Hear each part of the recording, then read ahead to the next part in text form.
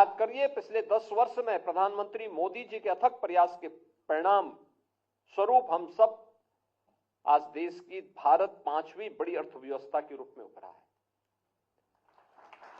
अगले 3 वर्ष के अंदर भारत दुनिया की तीसरी बड़ी अर्थव्यवस्था बनने वाला है। पर भारत का तीसरी बड़ी अर्थव्यवस्था बनने का मतलब हर व्यक्ति की आय में वृद्धि होगी, रोजगार का अधिक से अधिक सृजन होगा,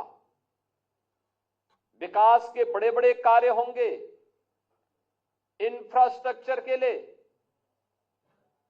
एजुकेशनल के क्षेत्र में, रोजगार के क्षेत्र में, निवेश के लिए ये अनेक कार्यक्रम होने जा रहे हैं और इन कार्यक्रमों को जुड़ने का अवसर युवाओं को प्राप्त होगा। मुझे तो बहुत अच्छा लगा कि जिन 5 युवाओं ने आज यहां पे इस इंटरेक्शन में भाग लिया और जिस जनजातीय संस्कृति से जुड़ी हुई कला का प्रदर्शन यहां पर किया गया, अपनी परंपरा, अपनी लोक गाथा, अपनी परंपरा को यहां पर कितने शानदार तरीके से प्रस्तुत किया गया। याद रखना, इस संस्कृति को हमें जीवित रखना होगा और इसकी आधार पर, इनकी नींव पर ही हमें विकास के नित नए प्रतिमान को स्थापित करने की दिशा में आगे बढ़ना होगा। इसके लिए केंद्र और राज्य सरकारें अपने अपने यहां म्यूजियम बना रही है और ये देश का सौभाग्य है कि स्वतंत्र भारत में पहली बार भारत के सर्वोच्च संवैधानिक पद पर एक जनजातीय महिला राष्ट्रपति के रूप में विराजमान होकर के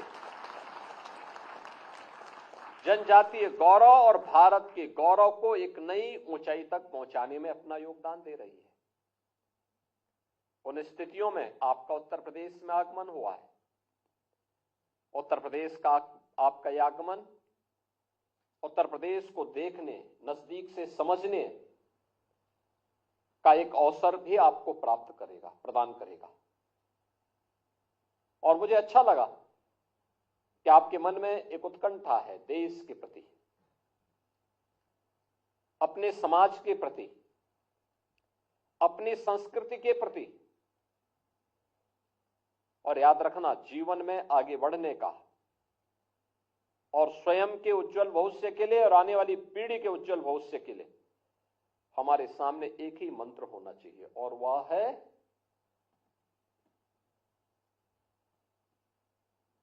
कि मेरा अपना कुछ भी नहीं, मेरा देश सुरक्षित है तो हम सब सुरक्षित हैं।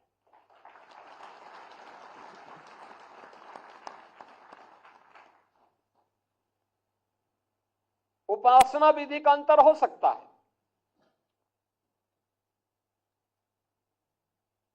लेकिन एक धर्म और वह राष्ट्र धर्म।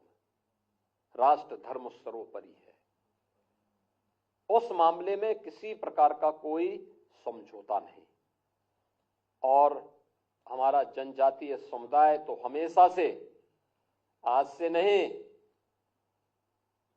प्राचीन काल से ही, भगवान राम के समय से देश के प्रति और धर्म के लिए मजबूती के साथ जुटने वाला योद्धा के रूप में जाना जाता है।